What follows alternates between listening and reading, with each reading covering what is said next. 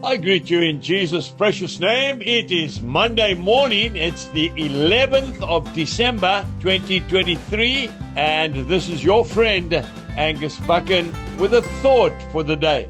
We start off in the book of Matthew, chapter 20 and verse 22. But Jesus answered and said, "You do not know what you ask. Are you able to drink the cup that I am about to drink, and be baptized with the baptism that I am baptized with?" This is when the disciples wanted to sit with Jesus. Their mother was organizing for them to sit one on either side of the Master when he went to heaven. The cup that the Lord was offering was not a cup of prosperity, but the cup of suffering. We wonder sometimes why we are having such a rough time in life, don't we? Why is God punishing me like this? Just everything in my life seems to be going wrong.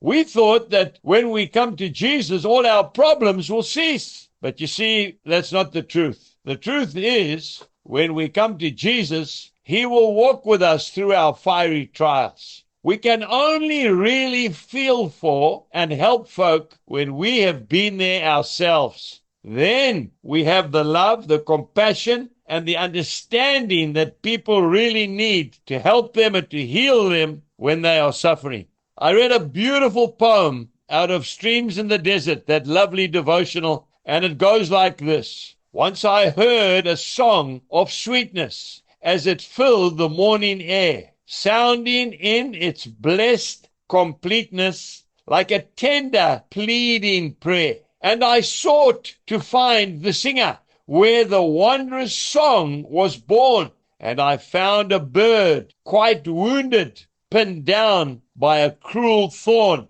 I have seen a soul in sadness, while its wings with pain were furled, giving hope and cheer and gladness that should bless a weeping world. And I knew that life of sweetness was of pain and sorrow born, and a stricken soul was singing with its heart against a thorn. You are told of one who loved you, of a Savior crucified. You are told of nails that held him and a spear that pierced his side. You are told of cruel scourging, of a Savior bearing scorn, and he died for your salvation with his brow against a thorn. You are not above the Master. Will you breathe a sweet refrain?